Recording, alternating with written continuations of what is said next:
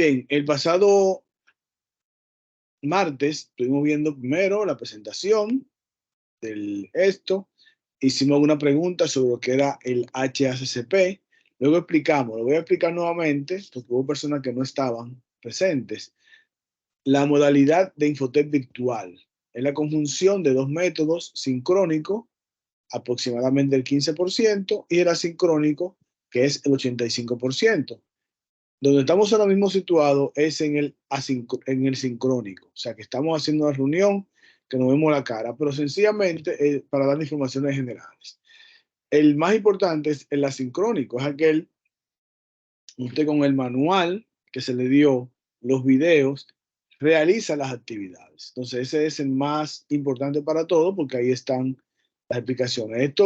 Esta hora, 45 minutos que tomamos en el día de hoy, martes y jueves regularmente, lo tomamos para hacer aclaraciones, para poder visualizar algún tipo de actividad. Hay personas que les gusta tener esa interacción directa con el facilitador y por supuesto a mí también me gusta bastante oír su punto de vista y por eso es que es bueno tomarlo. Sin embargo, no hay puntuación por asistir a los encuentros sincrónicos. Ahí dice que es obligatorio, pero ustedes saben que no es una hora muy potable para poder dar un encuentro, sino que es la mejor hora que podemos hacer.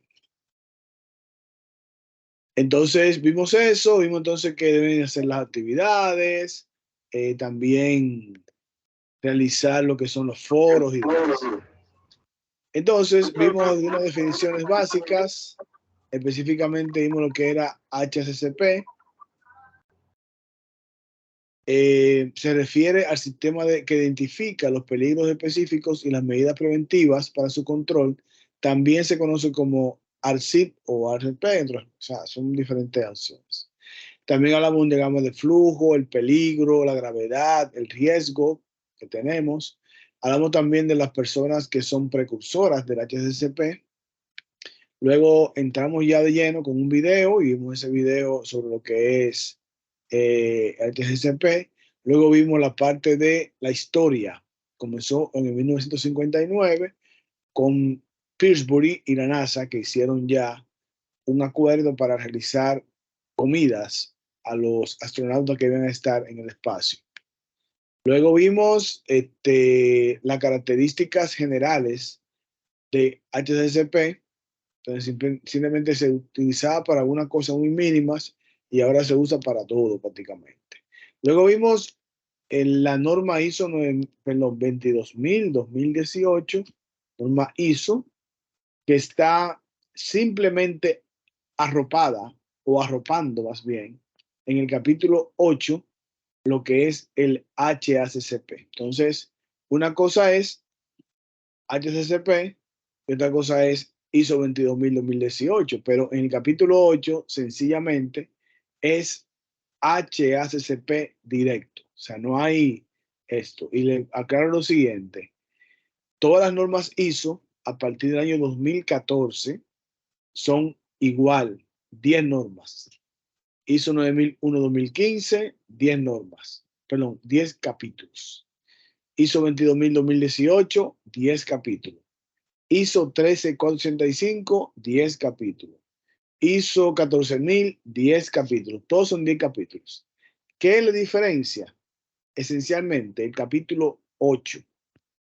El capítulo 4, perdón, comenzamos con el primero. Capítulo 0, 1, 2, 3. Son capítulos introductorios que son iguales en todas las normas. Ahora, el capítulo 4, 5, 6, 7, 9 y 10 son idénticos para todas las normas. Prácticamente cambia solamente la parte semántica, o sea, donde dice tal cosa, pero no es nada diferente.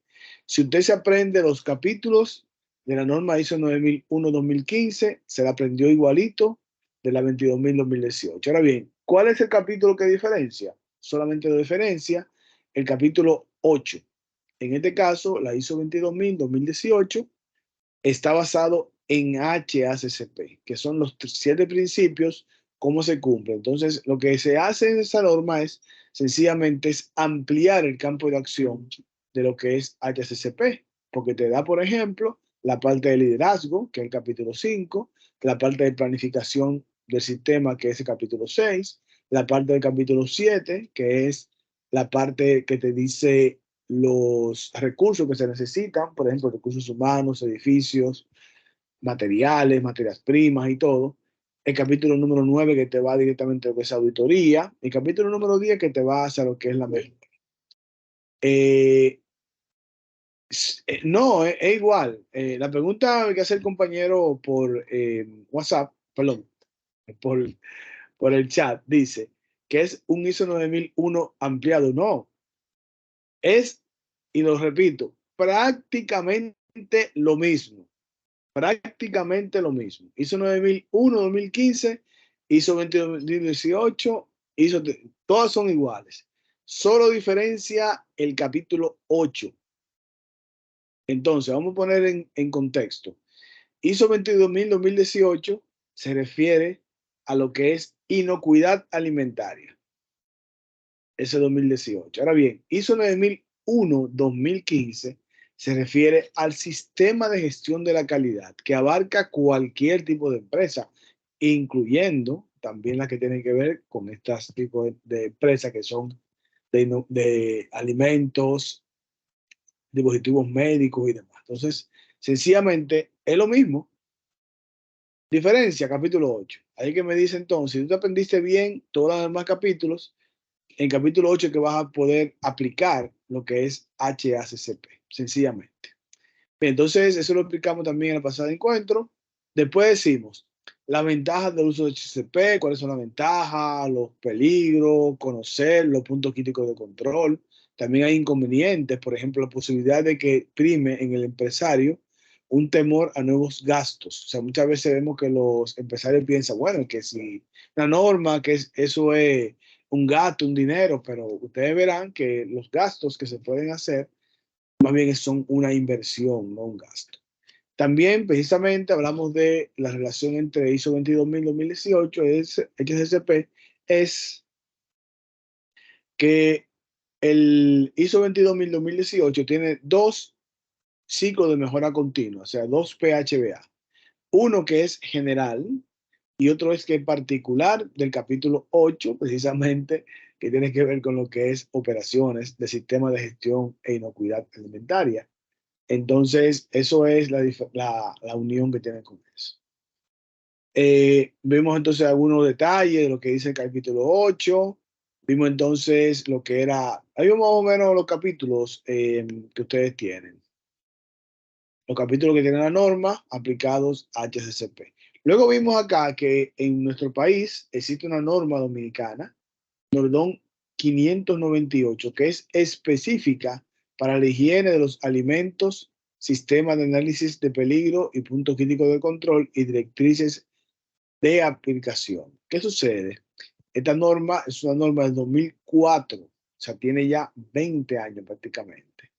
No se ha modificado y sobre todo prácticamente ninguna empresa que se dedica a la inocuidad alimentaria, o sea, a la parte alimentaria, prácticamente ninguna empresa conoce esa norma. Es un gran desperdicio que se ha hecho con esto. Es una pena realmente, porque fue un gran esfuerzo de las empresas privadas, pero y también del Estado, del gobierno, y no se llevó, no, nunca se cumplió. Entonces, sencillamente, también se quedó desfasada a lo que es la norma ISO perdón, a lo que es HCCP ya de hace 20 años. O sea, las realidades son muy diferentes. Actualmente, por ejemplo, hace apenas, ¿quién sabe la fecha más o menos exacta cuando se está obligando a los comestibles a tener lo que es un registro sanitario? Anteriormente solamente se le aplicaba a lo que son los medicamentos, pero de hace unos cuantos años para acá, el Estado, salud pública, ha obligado, que está excelentemente bien, a que tengan que también sacar registro sanitario a lo que es los productos comestibles. A ver, alguien dice por aquí, vamos a ver en el chat, dice aquí, momentito, voy a ver lo que dice el chat. Está un poquito lento. Vamos a ver si reacciona bien esto.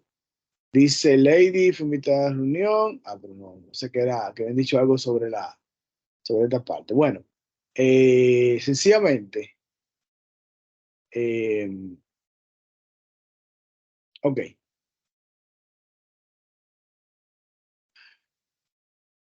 ok. No recuerdo ahora mismo la fecha exacta cuando Salud Pública comenzó a solicitarle a las empresas que hacen comestible a tener un certificado, perdón, un registro sanitario, pero no hace mucho. No creo que hace más de 10 años, realmente. Pero se ha ido, eso es muy bueno porque pasa esto. Ahora bien, ¿qué ha pasado?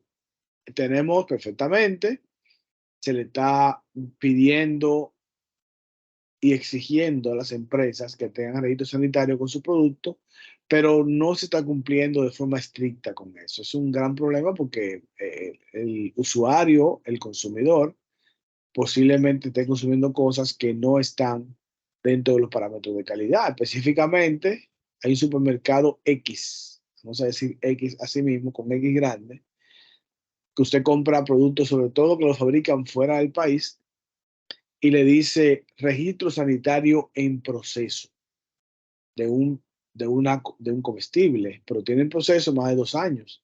Sin embargo, cualquier empresa dominicana que va a producir cualquier tipo de alimento, si no tiene primero el registro sanitario, Salud Pública va y le prohíbe la venta. Entonces es una gran discriminación que hay con las partes de las empresas dominicanas, pues ya son cosas políticas del Estado que yo no quiero meterme en ese lío. Bien, como vimos entonces ahí, hay un Nordón 598 que está muy atrasado, no tiene que ver nada con lo que es la realidad actual. Como ustedes ven, esos son los sistemas, las personas que trabajaron. Y vamos a entrar entonces a lo que son los principios de HACCP. Son 7 principios que tiene esta norma, que tiene este sistema. Vamos a verlo uno por uno, porque tienen un examen y creo que también tienen una práctica que está relacionado directamente con estos principios. Entonces, el primer principio, HACCP, es realizar análisis de peligro. El segundo, determinar los puntos críticos de control. El tercero, establecer límites críticos para esos puntos críticos de control. El siguiente es establecer procedimientos de monitoreo. El quinto, establecer medidas correctivas. Sexto, establecer procedimientos de documentación. Y el séptimo, establecer procedimientos de comprobación. Pero como ustedes ven, son los principios que, donde se está basando lo que es el HACCP. Veamos, entonces, esto es breve, me parece que es solo unos minutos.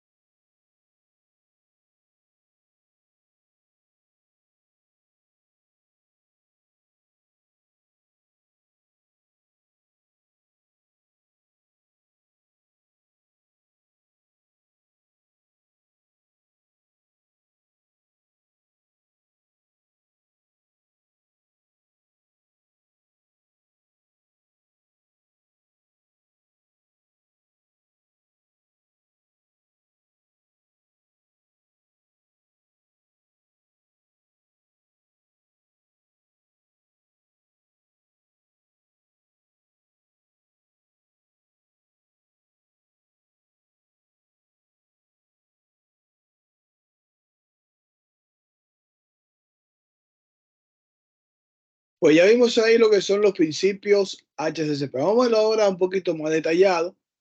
El video fue bastante explícito y bastante, pues te dio un poquito de detalles, pero vamos a un poquito más allá.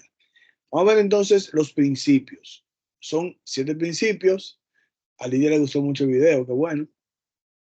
Entonces son sencillamente 7 principios que se van a cumplir en el mismo orden que están establecidos. El primero se refiere a los análisis de peligros. O sea, que usted tiene un sistema, cualquier sistema, y vamos entonces a llevarlo, vamos a poner un ejemplito para que llevarlo un poquito bien, pues, de la mano con que sea esto.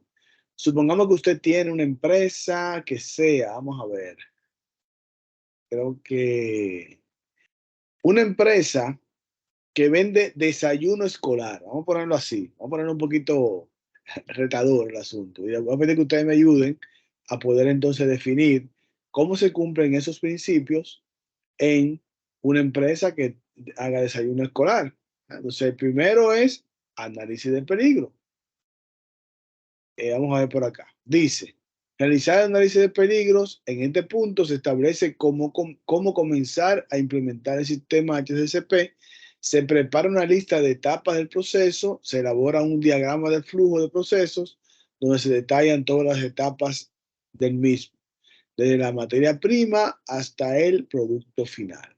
Entonces, entre otras cosas está, vamos a ponerlo por acá, señalarlo, revisar el material recibido, evaluar los peligros de cada operación, observar prácticas de operaciones reales, tomar medidas o analizar condiciones de la etapa y finalmente analizar las medidas. Entonces vamos a comenzar a tomarlo. Supongamos que ustedes van a hacer solamente, para no complicar mucho la vida, ¿verdad? Su empresa es una empresa que hace desayuno escolar, pero solo va a hacer lo siguiente. Sándwich de jamón y queso, bueno, fácil, ¿verdad? Sándwich de jamón y queso y un juguito preempacado, la marca que usted quiera. Un juguito preempacado, eso de cartón, sándwich de jamón y queso. Entonces, vamos a ver, yo quiero saber, entonces, tomando en consideración esos peligros que pueden haber, ¿cuáles son las cosas que pueden afectar la inocuidad alimentaria de una empresa que hace desayuno escolar? Específicamente, ya hablamos ahí, sándwich o emparedado de jamón y queso con un juguito empacado de cartón. Entonces, comencemos. ¿Quién quiere levantar la mano y me dice, bueno, yo creo que puede haber un peligro en tal parte? Vamos a ver. ¿Quién nos da luz en este asunto? Comenzamos con Rosa Núñez. Dígame, Rosa. Una consulta antes de dar la opinión, profesor. Sí, cómo no. Para ir descartando posibles riesgos. Ajá. ¿La empresa transportaría el desayuno o ellos se instalan en el lugar donde van a prestar el servicio? No, lo mandaría a domicilio. Lo lleva a la escuela. Manda a una persona, un chofer con una camioneta o lo que sea, ¿verdad? Un vehículo hasta la escuela. Incluye hasta la escuela. O sea que sí es donde ellos, sería la empresa cubriendo todo, ellos no se transportan al envío. Pues comenzando con el tema de material recibido, sería ver cómo ellos reciben sus embutidos, tanto lácteos como de origen cárnico, cómo lo reciben, cómo lo conservan y resguardan la cadena de frío. Bien. Cuando dice embutidos, ¿a qué te refieres específicamente? Recuerda, yo quise embutido cárnico me refiero al jamón y el lácteo al queso, porque usted dijo que preparaban sándwich de jamón y queso. Exactamente. Muy bien, excelente. Esa es una parte. Luego viene, ok, vamos con Lidia Mercedes. ¿Qué más hay que controlar ahí, Lidia?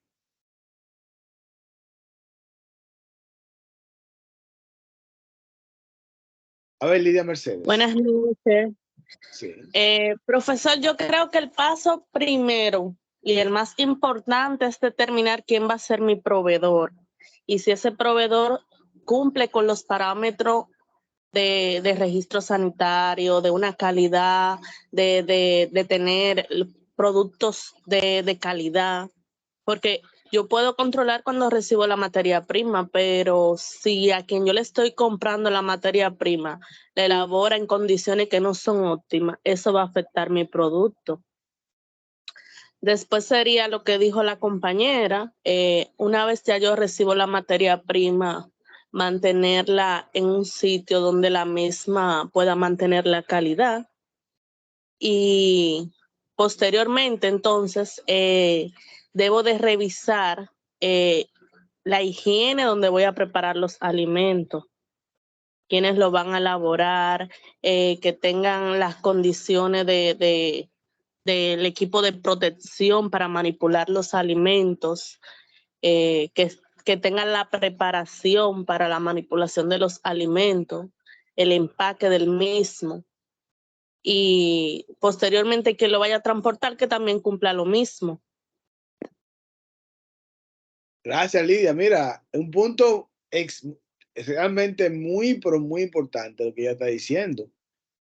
Ella no comienza desde que llega a la empresa, no, ella comienza desde antes. ¿Cuáles son las cosas, las variables que pueden afectar en los suplidores? Porque si mi suplidor de embutidos me está enviando un producto, por ejemplo, casi vencido, o un producto que tenga que no cumpla con las especificaciones, desde ahí yo voy a comenzar a tener problemas, ¿verdad? Ok, Cristi, ¿qué nos dice Cristi? Buenas noches. Bueno, también debemos de tener en cuenta, ¿me escuchan? Ok. Debemos de tomar en cuenta el control de calidad que debe de tener antes de ser enviado hacia mi empresa, específicamente en los productos lácteos y en los cárnicos, el jamón y queso, puesto que estos sufren de, ay Dios mío, ¿cómo se dice la palabra? Vamos a decir de dañarse a corto plazo. Vamos a ver si usted como empresa primaria que me surte, usted está haciendo la cosa adecuadamente. Ya de ahí, bueno, como dijo mi compañera anteriormente, vamos a tomar en cuenta cómo manipulamos los alimentos ya después que están en nuestras manos. O sea, tener en cuenta todas esas variables porque es un producto que se va a consumir en estudiantes específicamente. Entonces, no todos tenemos el mismo organismo para absorber alimentos que no nos favorezcan. O sea, lo primordial para mí sería como mantener el control de calidad de la empresa que me envía, si es una empresa confiable. Bien, muchas gracias, Cristi. Perfectamente, como usted dice, ¿verdad? También yo lo quiero añadir a esa parte con materia prima muy importante, el pan. El pan es un asunto muy crítico. Tiene dos opciones. Hay empresas que fabrican su propio pan para poder entonces enviárselo a los clientes. Pero también hay empresas que dicen, no, yo prefiero mejor comprar el pan en un suplidor y lo compro de tal. Pero también el tipo de pan inclusive, si el pan, por ejemplo, de agua, hay que usarlo de una vez, o el pan quizás sobado, pero el pan que es longeado, posiblemente dura un poquito más de tiempo, más de días. O sea, hay que buscar y decidir cuál pan yo voy a utilizar. También los sitios donde voy a guardar esa materia prima, por ejemplo, mantener la cadena de frío. Hablamos de embutidos, que son jamón y queso, también mantequilla, que es parte de los ingredientes que pudiera llevar. También hablamos del jugo, los jugos también, aunque no es mi responsabilidad, supuestamente, pero sí es mi responsabilidad, porque yo tengo que garantizar que el jugo que me hizo mi suplidor esté primero, mantenga la cadena de frío nuevamente y aparte de eso le llega a las personas a la temperatura que debe llegar. Dígame, Rosa. Una consulta, profesor. Sí. Para yo como cliente que estoy haciendo un levantamiento HACCP y quiero corregir todo eso, para enfocarme dependiendo de cómo sea el trámite o el acuerdo con la empresa, ¿puedo hacer negociaciones con una empresa que ya tenga establecido un HACCP y ya puedo, entre comillas, asegurar, pero no dormirme en los laureles con el tema de calidad? Nunca te debes confiar, aunque esté certificado por la NASA, en cualquier suplidor. Nunca, eso no, No, nunca se debe. eso yo lo, es, no, eso Pero yo lo entiendo. ¿qué tienes que buscar? ¿Qué te sugiero? Si tienes esa situación, sencillamente, lo que más tú puedes pedirle es un certificado de calidad. Eso es lo que más funciona. Mira, tú hiciste esto, ok. Envíame con el pedido un certificado de calidad. Yo reviso los parámetros y veo que el certificado de calidad corresponda al número de lote que me estás enviando y sea así, entonces yo puedo tener la confianza. Entonces me evito tener que hacer una inspección de incoming, o sea, de llegada. Yo confío en mi suplidor. Ahora bien, de forma aleatoria, nunca está de más hacer una que otra revisión, enviar a un laboratorio por asunto de la salmonela, del E. coli. Nunca está de más hacer eso con ningún tipo de material. Por eso es también importante. Bien, eso es la parte de organigrama. Entonces ya vamos entonces aquí al principio número 2. Pero aquí hay en la foto, hay un gran problema en la foto. Muy bien, hay dos grandes problemas. Me gustaría saber quién ve unos problemas, pero del tamaño del malecón, como dicen, en esa foto, que no cumplen para nada con ningún tipo de inocuidad alimentaria y rompe con lo que ustedes conocen en sus empresas, como mantener lo que son los peligros físicos, químicos y biológicos. Vamos a comenzar con Carlos. ¿Qué nos dice Carlos? Sí, buenas noches para todos, buenas noches, profesor. ¿Me escucha? Una de las partes que vemos es que no está usando la parte de la buena práctica de manufactura, no está sujetando el producto sin guantes y eso puede afectar la parte biológica de nuestro producto. Muy bien, excelente, muchas gracias.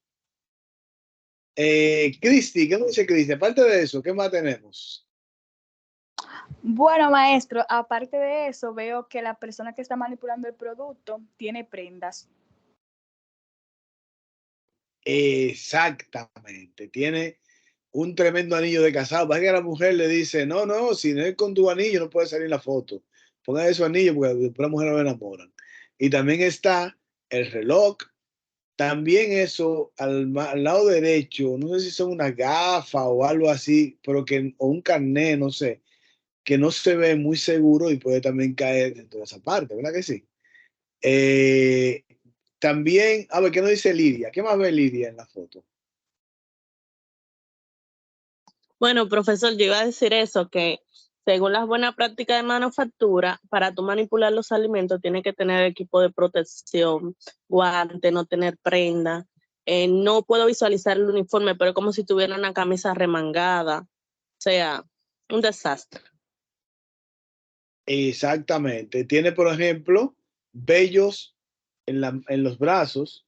Entonces, dice, bueno, los vellos en la cara, pero los vellos en los brazos son más desprendibles inclusive que los de la cara y los de la cabeza también. Entonces, también es posible que pueda afectar de forma física. Es un peligro físico bastante considerable lo que estamos viendo ahí en esa foto. Entonces, como ustedes ven, lejos de esa parte, vamos a comenzar con el principio número 2, que nos dice determinar los puntos críticos de control. Ya determinamos cuáles son los peligros, ¿verdad? Ahora vamos a determinar cuáles son los puntos críticos de control. Por cada peligro detectado, hay que colocar un punto crítico de control. Entonces, veamos por acá.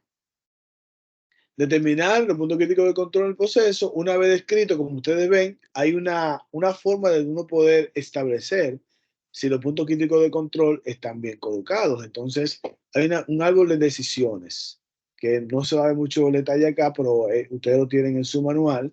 Entonces, es muy bueno ver cuándo sí y cuándo no. Entonces, mi árbol de decisiones me dice que representa un peligro realmente para lo que es el producto, al cliente le puede afectar y todo eso vamos decidiendo, decimos, mira, precisamente el Códice Alimentario nos dice, define un punto crítico de control como una etapa donde se puede aplicar un control y que sea esencial para evitar o eliminar un peligro a la inocuidad del alimento o para reducirlo a un nivel aceptable. La determinación de un punto crítico de control en HACCP puede ser facilitada por la aplicación de un árbol de decisiones que ya mencioné actualmente en esta parte. ¿Qué sucede? Yo tengo, por ejemplo, vamos a comenzar entonces o a seguir con lo que ustedes tienen. Dice, mira, primero tengo embutidos. ¿Cómo yo puedo tener entonces el punto crítico de control? ¿No? Determinar cuando llega a la empresa, tener una persona que diga, espérate, tiene certificado de calidad, número uno. Después, el número de lote coincide con el certificado de calidad. Segundo, tercero, la temperatura, aunque me llegó ese producto, es la adecuada. Recuerda, estamos trabajando con embutidos. El pan tiene moho o no tiene. Entonces, son puntos críticos que tengo que determinar específicamente en la entrada de la empresa. Ya, evidentemente, hay un punto crítico de control obligatorio. Después, tenemos otro punto crítico de control dentro de la fabricación. Por ejemplo, para cortar el pan, si es un pan de agua, supongamos, hay que cortarlo. Ese cuchillo sería el mismo cuchillo que se usa en los colmados. Y digo los colmados y le pongo en referencia a los colmados porque es un caso extremo. En el colmado, cuando usted va a comprar, por ejemplo, usted dice, no, déjeme al colmado a comprar salami y también voy a comprar 20 pesos de jabón de cuava y también voy a comprar, aparte de eso, mantequilla y salsa de tomate. El tipo de colmado que hace, coge primero el cuchillo sin lavar, evidentemente, y corta entonces el jabón con ese cuchillo. Después va a la nevera, saca el jamón y corta el jamón. No, para un momentico, no, la persona es, vamos a poner una persona que sea bien limpia. Él tiene un paño al lado del freezer, que es un paño para limpiar todo. O sea, limpia el mostrador y todo el asunto, y también limpia el cuchillo con ese mismo paño. Entonces le quita lo que es el sobrante del jabón y corta el jamón y corta el queso. Y después que corta todo eso, la mantequilla hace así, ¡fua! Y lo unta en un pedazo. O sea, ese cuchillo es el cuchillo de Rambo, que sirve para todo, como digamos así. Entonces, sencillamente, pongamos, lo puse ese ejemplo muy extremo, porque en las empresas muchas veces pasa eso mismo. Tenemos elementos, instrumentos que se utilizan para muchas cosas y no le prestamos debida atención y no separamos. Eso tiene lo que se llama la contaminación cruzada. Tenemos cortando, por ejemplo, el jamón con un cuchillo y después cortamos el pan con el mismo cuchillo. No es debido porque el jamón posiblemente tenga algún tipo de elementos que no sean compatibles con el pan. Entonces, eso no debería de ser. Incluso ni el jamón contra el queso. Deben ser cuchillos diferentes y personas. Ahí menciona precisamente a una compañera o un compañero lo que es la contaminación cruzada. Entonces, son puntos críticos ya internamente. Después yo tengo que, ya tengo un punto crítico de control a la entrada. Luego, en el proceso de corte de materiales. Luego, cuando yo estoy uniendo los materiales, hay otro punto crítico de control importante. Las personas que están trabajando tienen, como ustedes ven, los mascarillas, tienen la cofia, tienen guantes, tienen todo. Entonces, si no tienen ese tipo de cosas, también hay que poner un punto crítico de control, porque si se viola eso, afecta la inocuidad. Después, al empacar, si la caja la tengo debajo de una gotera o la tengo en intemperie o hay ratones que van y le hacen algo a las cajas o al empaque que ustedes utilizan o al foam que ustedes utilizan, también puede afectar. O sea, como ustedes ven, los puntos críticos de control pueden estar desde la entrada hasta la entrega inclusive al cliente. Yo puedo tener todo tipo de cuidado, pero a lo extremo. Lo llevo entonces a una escuela, cuando lo entrego, lo pongo en una mesa. Y en esa mesa, antes de poder de servir eso, el mismo día, habían hecho, qué sé yo, tiza, cosas como esa encima de la mesa, no limpiaron eficientemente la mesa, ponemos los panes con la mano, o sea, ya el maestro pone los panes con la mano encima de tal cosa para repartírselo a los estudiantes y evidentemente también es un punto crítico de control que yo debo también establecer, porque al final, cuando le hace daño un desayuno escolar a un niño, no piensan que fue el maestro que le puso la mano sucia y tenía también quizá E. coli. Entonces dicen, no, el desayuno me cayó mal. Entonces también viene la parte de capacitación a los maestros, a las personas que van a trabajar repartiendo el desayuno. Como ustedes ven, el tercer principio, el segundo principio es establecer los puntos críticos de control. El principio número 3, establecer límites críticos. Para todo hay límites. O sea, usted no puede ser cerrado y decir, no, la temperatura es tanto, pero espérate, hay que tener un juego, porque por ejemplo, supongamos, en la recepción, yo tengo un punto crítico de control en recepción y digo, el jamón hay que recibirlo a un máximo, a 1 grado Celsius. Esa es mi temperatura que debo recibir el jamón. Llegó la persona, cuando lo puso en un poquito afuera en el stand, llamó a la persona que va a recibir lo que está cenando o comiendo y tardó 10 minutos en llegar. A lo que llegó, la temperatura subió a 4 grados Celsius. Cuando la persona mide con un termómetro, no, está a 4 grados, se fue. Pero espérate un momentico, verdugo, pero no así. O sea, ese jamón que está ahí está expuesto en calor porque estuve esperando a una persona que es de ustedes y entonces me afectó. Entonces, podemos ser injustos al poner límites críticos demasiado cerrados. Entonces, tenemos que pensar en todos los límites críticos. Entonces, ok, mira, la temperatura del jamón óptima para poder trabajar está entre 1 grado y 8 grados. Esa es mi temperatura. Entonces, tengo un margen, porque si es menos de 1 grado, va a estar congelado y entonces es problemático trabajarlo, longearlo y todo. Entonces, qué sencillo. Establezco un límite crítico entre máximos y mínimos y los cumplo. Si veo un jamón que esté a 11 grados, entonces yo internamente tengo que hacer algo y buscar qué voy a hacer, porque realmente no está cumpliendo con ese límite crítico. Entonces, sencillamente establezco los límites críticos. Por ejemplo, aquí tenemos algunas cosas que son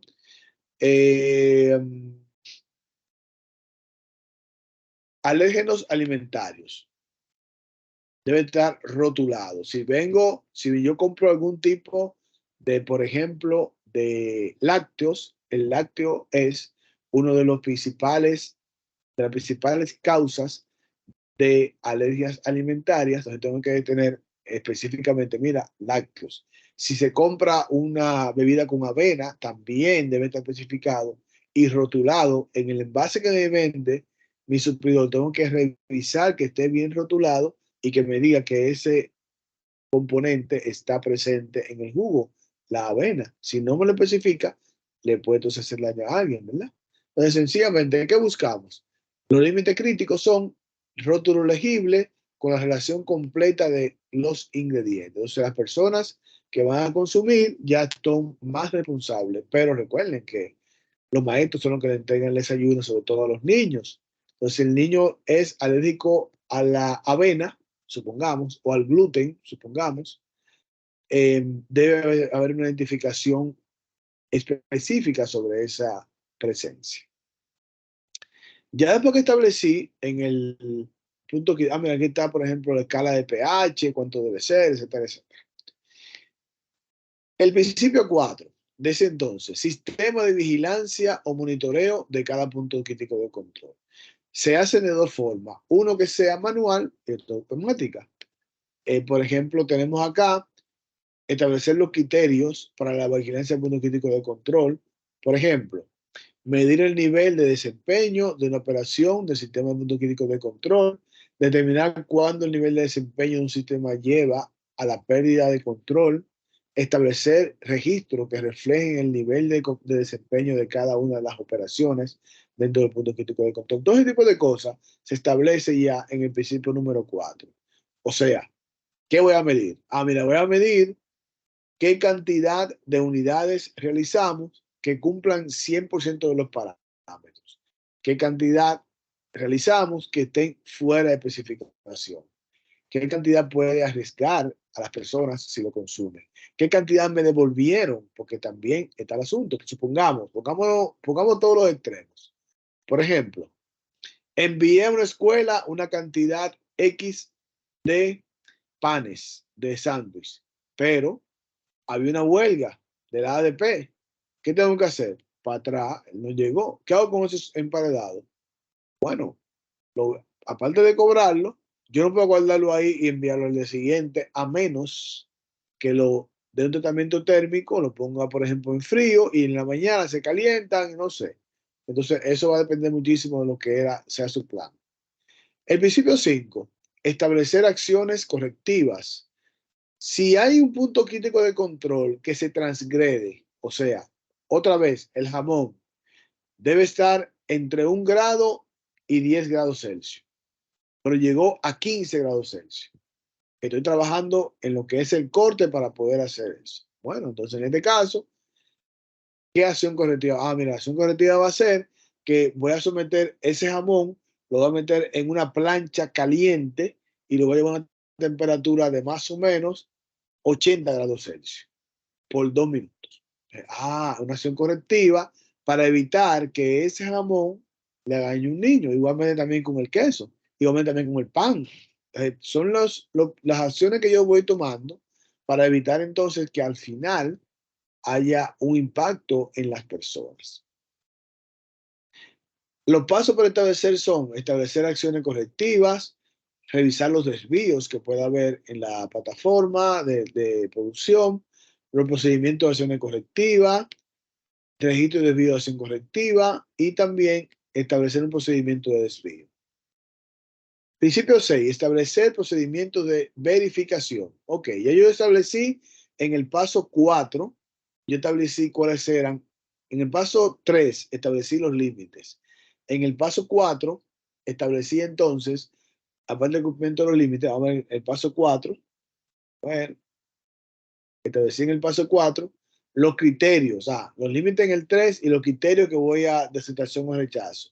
En el paso 5, las acciones correctivas. O sea, en el paso 6 lo que voy a hacer es que sencillamente voy a documentar, a establecer procedimientos de verificación. Verificación que se esté cumpliendo de forma constante con todo lo que se está realizando. Si yo establecí un desvío, que es precisamente el principio 5, cuando haya una violación o hay un problema con el pan, entonces, mira, para poder tener el pan entonces y llevarlo otra vez a que tenga un control, entonces voy a hacer tal cosa. Entonces, que tengo que establecer quién fue la persona que estableció eso, cuántos lotes fueron impactados, todo ese tipo de cosas está el sistema de registro. El séptimo principio es establecer un sistema documental. La parte de documentación ha cambiado bastante. Anteriormente era solamente documentación por escrito, como ustedes ven ahí, pero también ya está la documentación con una tablet, un celular, donde tú puedes establecer muchísimas cosas. Por ejemplo, la temperatura que llegó el jamón, la temperatura que se hizo, cuáles fueron la cantidad de unidades que se hicieron, cuándo se despachó, qué temperatura se llevó, quién lo llevó, fue capacitado, o sea, todo lo que se requiere en la parte de capacitación, en la parte de control, en la parte de punto crítico de control, en la parte de establecer los límites críticos, todo eso hay que documentarlo. O sea, sencillamente lo que pide HACCP en su principio número 7, precisamente es establecer el sistema de verificación. Bien, entonces como ustedes ven, ya llegamos al último principio del HACCP. Entonces, el próximo jueves vamos a ver lo que es la autoevaluación. Ustedes tienen, creo que, una actividad con relación a los principios de HACCP. Si no, voy a revisar ahora. Si no está, se la voy a cargar para que la puedan realizar de aquí al próximo jueves. Señores, ya son las 10, ¿verdad? Vamos a despedirnos aquí y lo dejamos hasta el día de hoy. Si hay alguna pregunta, por favor, el grupo de WhatsApp está para eso. Establezcamos entonces ese tipo de cosas, vamos a utilizarlo por ahí y cuando ustedes quieran, pues yo les puedo contestar.